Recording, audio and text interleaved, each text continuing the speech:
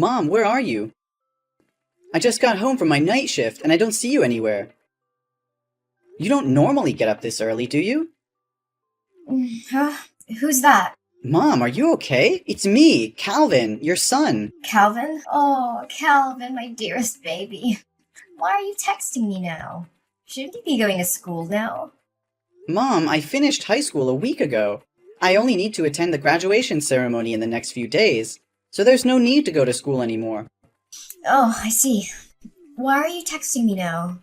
Shouldn't you be going to school now? Mom, you just asked the same question and I just answered it. Are you sure you're really okay? Oh, really? I just didn't pay much attention. I think I'm still not fully awake. Then why are you texting me? I just wanted to ask where you are. What do you mean you're not awake? Are you hanging out with some friends you made recently and getting drunk again? Well, it's almost the same thing. Mom, are you drinking on an empty stomach again? Seriously, I haven't seen you eat anything lately. The dinner I prepared you last night before going to work is still on the table. Oh, I'm fine. It's just that I don't feel very hungry these days. It looks like you haven't showered for a few days, have you? I just collected the dirty clothes in the bathroom to wash. But I didn't see any of your dirty clothes. And you've been wearing the same clothes for the past 3 days. Are you really okay? I'm losing my patience with you, Cal. Quit nagging me. Worry about yourself, Calvin. I told you, I'm fine. Calm down. I'm just asking if you're all right.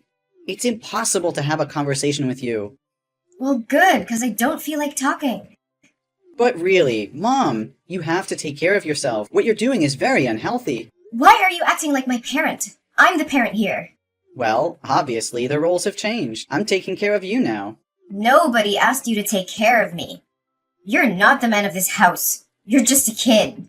Okay, I'm graduating and turning 18. I'm the only man in this house since my dad passed away 5 years ago in a hit and run. It carries some weight. Look, I'm just trying to help out. Oh, I feel so free. And I love my kid. Okay, since we're talking about school, are you still coming on next Friday? For what? Calvin, you're messing up my chill. God, it's annoying. The message alarm just keeps ringing. For my high school commencement. Well, I don't know. I'll try. I might be busy, though. I might. It's the ceremony for my high school graduation. I have to give my valedictorian speech because I'm the honor student receiving a scholarship from a top university. Ugh, Calvin, seriously, it's not a big deal. What's the problem?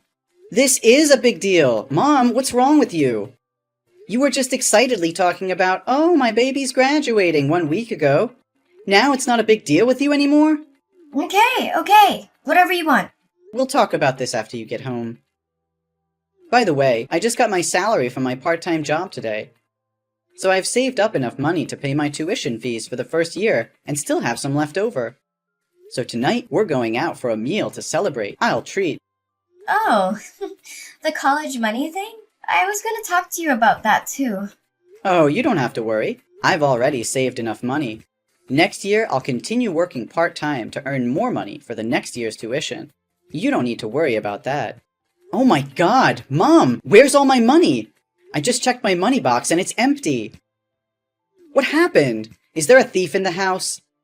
No, the room was immaculate, with no signs of rummaging. It's like the person who took the money knew exactly where I hid it and went straight for it. Mom, it was you, right? What? How could you suspect me? Why not one of your friends or somebody else? Come on, Mom. I haven't told anyone about saving this money except you. I've never brought friends home, so how would they know where I hid the money? The digital password on the money box shows no signs of tampering, and the password is a special sequence of numbers between you and me. Only the two of us know it. Fine, it was me, but you shouldn't doubt your own mother, Cal. What? Did you spend my money without even consulting me? Do you realize that's the money I've been saving for 3 long years? I had to work 2 or 3 part-time jobs during the holidays, and even take on night shifts. Even during the school term, I worked as a babysitter or gardener for the neighbors just to save every penny. I know our family's financial situation isn't good, so I worked tirelessly to save that money for college without burdening you. But now, why did you take all that money? Oh, baby, I know how hard you've worked. But you see, I just got laid off by my company and I'm unemployed now. Yesterday, one of my friends introduced me to a highly lucrative job opportunity. But since I didn't have any money saved, I borrowed from you temporarily to invest. What? You took all of my hard-earned $8,000 to invest in a job based on a promise from a friend you've only known for a few days? How could you do that?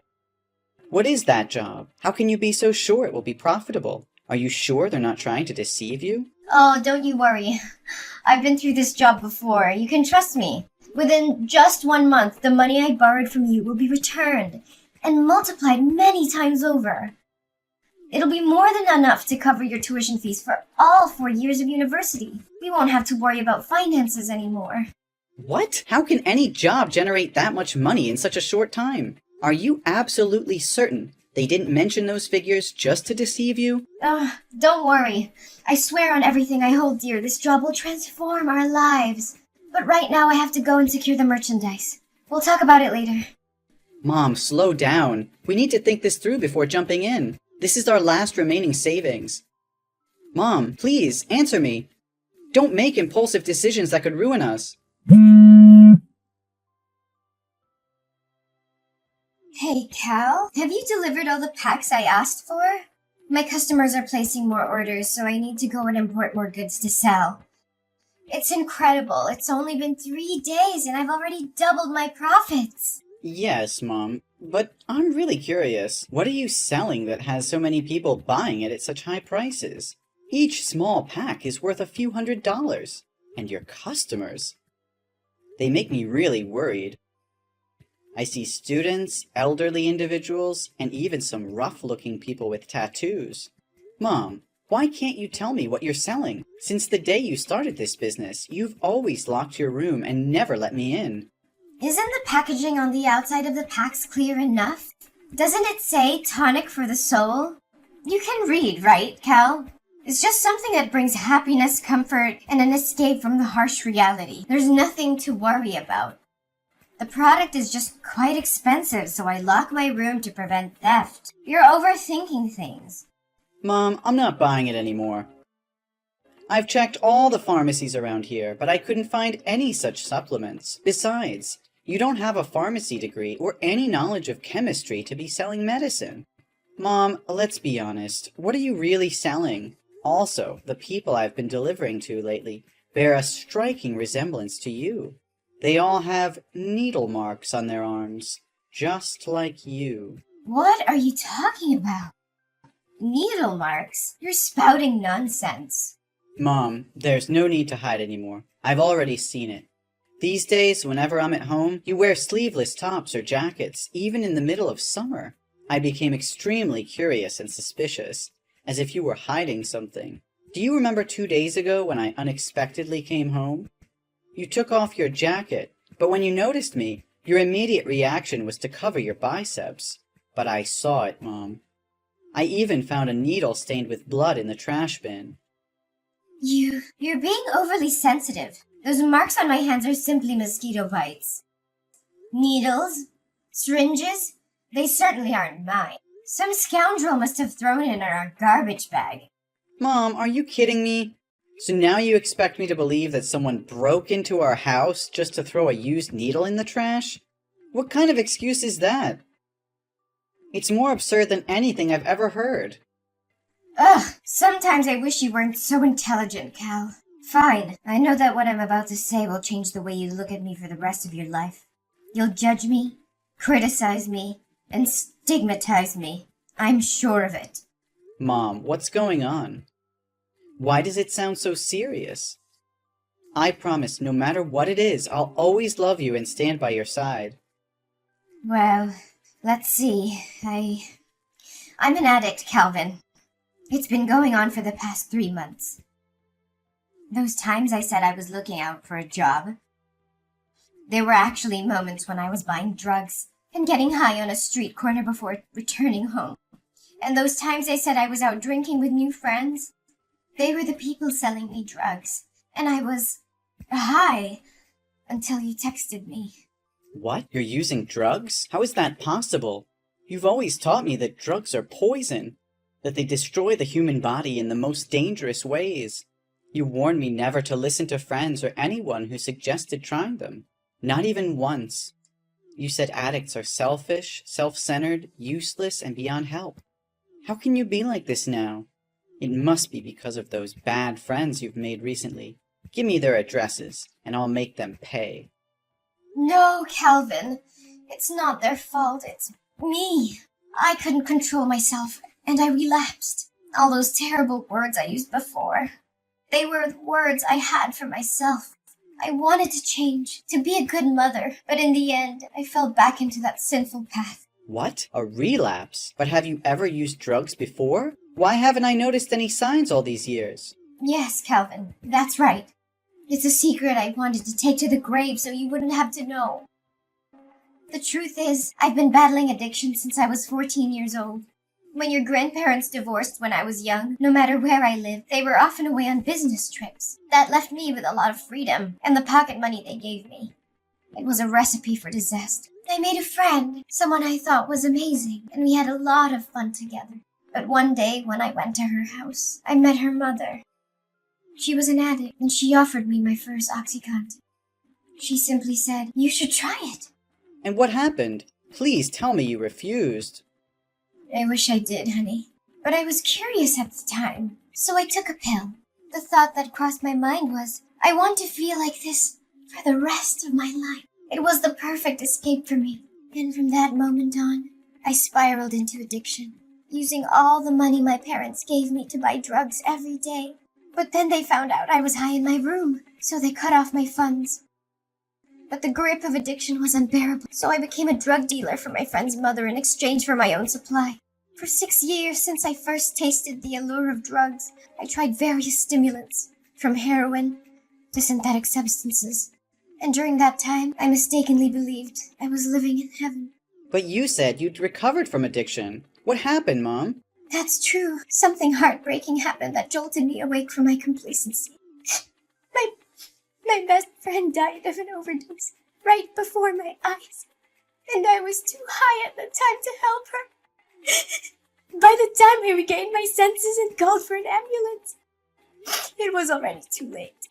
I blame myself every day because I introduced her to drugs. Despite growing up with an addicted mother, she fought hard not to become like her. But it was my influence that led her down that path. I was desperate at that time and got caught by the police, who sent me to a youth rehab center. It was there that I met your father. How was my dad? I thought you met him while he was working as a doctor at the local hospital. Why did you meet him in rehab? Your father was actually an intern at the rehab facility that year.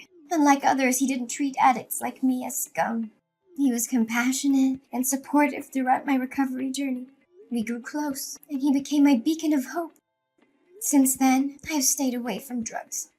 So why, after almost 18 years of being clean, did you fall back into addiction? After your father passed away, I fell into a deep depression, feeling unloved and contemplating suicide. The thought of leaving you alone in this world held me back. The pressure of making money and the constant feeling of failure as I couldn't achieve financial success left me exhausted. Finally, being fired from my job was the last straw, and I completely fell apart. Why didn't you tell me all of this earlier? I foolishly believed that everything was fine. Don't blame yourself, honey. It's not your fault. It's my own incompetence. I was so consumed by grief that I went to a bar to drown my sorrows. And there I happened to encounter the mother of my late best friend. She approached me, and I, being foolish, disclosed my situation to her. She manipulated me once again into selling drugs in this area. Initially, I hesitated, but she both seduced and threatened me. She said if I didn't become a drug dealer again, she would come to you and expose all my embarrassing past. And the allure of making a lot of money convinced me to give in to her offer. What? Please don't tell me. Inside those packs are drugs. Mom, that's illegal. I even helped you deliver them today. Not only will you end up breaking the law and going to jail, but I could also get caught, and it would ruin my future. Oh, don't worry, honey. They won't arrest you. You're still just a kid, and they didn't arrest me back in the day. You were just helping me with the deliveries today. If the police found out, just say you didn't know anything. Mom, I'm 18 years old. I'm an adult, and I'm old enough to face the consequences of my actions with the law. What? No way. I always thought of you as just a kid. What should I do? I've not only shattered my image as a good mother, but I've also jeopardized your future. I never wanted this for us, Calvin. I never wanted to be an addict, but I couldn't escape its clutches. I'm so sorry for failing you, for failing as a mother. I know it's unforgivable, but I did it out of desperation. The addiction consumed me and I lost sight of everything else. I thought I could handle it, that I could hide it from you and protect you from this darkness. But I failed, and now everything is falling apart. Mom, I can see the desperation in your eyes, but giving up is not an option. We can't let despair consume us. We have to fight for a better future, for your well-being, and for our relationship. We need to confront this head-on and seek help. Rehab can provide the support you need to overcome your addiction once again. Calvin, I just don't see a way out of this darkness. The weight of guilt, shame, and the realization of the pain I've caused is crushing me. How can I ever face myself, let alone society? I know it feels overwhelming right now, but we can't let despair dictate our choices. We have to confront the consequences of our actions and seek help. It's the only way to break free from this cycle and find redemption. Redemption? Do you really believe it's possible for someone like me? I've betrayed everything I stood for, everything I taught you. How can I ever make amends for that? Mom, redemption is not about erasing the past or pretending it didn't happen. It's about acknowledging our mistakes, taking responsibility, and committing to change. It won't be easy, and there will be obstacles along the way, but it's a journey worth taking. But what about society? They will never forgive me. They will always see me as an addict, a failure, a burden to society. They view us as criminals, as failures. Even if I go to rehab, who will hire me afterwards? Who will give me a chance? I'll be forever labeled as an addict. How can I face their judgment, their scorn? Society can be harsh, Mom, but there are also compassionate people who understand the struggles of addiction. Besides, you still have me. I'll always be here and accompany you like my father did with you. We can find a path where you can heal and rebuild your life without constantly living in fear of judgment. I want to believe, Calvin. I want to believe that there's still hope for me, for us. I'll try. For you. For our future. Please help me find the way out of this despair. Mom, that's all I could ever ask for. Together, we'll find the help you need, the support you deserve. Mom, where are you? Mom? The hospital just called me and said you ran away. Where did you go? You just escaped death. Calvin, I'm sorry. I'm really sorry. I couldn't contain myself. I never wanted this, Calvin. I never wanted to go down this path again. But the pain, the emptiness inside me grew so intense that I found myself drowning in desperation. I thought I could handle it, that I could find an escape. And then the devil's whispers echoed in my ears, tempting me with false promises of relief. Why don't you just let me die of an overdose? Why are you trying to save my life? And now I have to live in humiliation. I don't dare see you again. Mom, please don't say that. Don't give up on yourself. I can't bear the thought of losing you. I'm scared, Mom. Scared of what might happen if I can't find you in time. You have no idea how scared I was yesterday morning. I was getting ready to go to school for the graduation ceremony when I heard a loud noise coming from your room. I felt so nervous, so I opened the door to check. The scene I witnessed still haunts me. You were lying on the ground with a needle in your lap, covered in vomit and foaming at the mouth. Your whole body was twitching, and it seemed like you'd passed out. I was terrified and immediately called 911. If I had left even a little bit earlier that day... Calvin, I'm so sorry for putting you through all this pain. I never wanted to hurt you. The depths of my despair consumed me, clouding my judgment and blinding me to the love and support you've given me. Mom, you're not alone in this. I know it's hard, but we can fight through it together. Your life is worth living, worth fighting for. I won't let you slip away into darkness. Please, let me help you. Help me? Calvin, I'm beyond help. I've let you down, failed as a mother, and now I'm dragging you into the depths of my own despair. I can't bear to see you suffer because of me. No, Mom, you haven't failed me. We all make mistakes, and I refuse to believe that this defines who you are. You're so much more than your addiction. You're my mother, the one who raised me, loved me, and supported me. I can't abandon you now, not when you need me the most. But Calvin, don't you see? I'm trapped in this vicious cycle. Every time I try to escape, it pulls me back in. I can't bear the pain, the shame, and the weight of my own mistakes. It feels like there's no way out. Mom, I can't just stand by and watch you carry this burden alone. The guilt and shame will eat you alive, and I can't let that happen.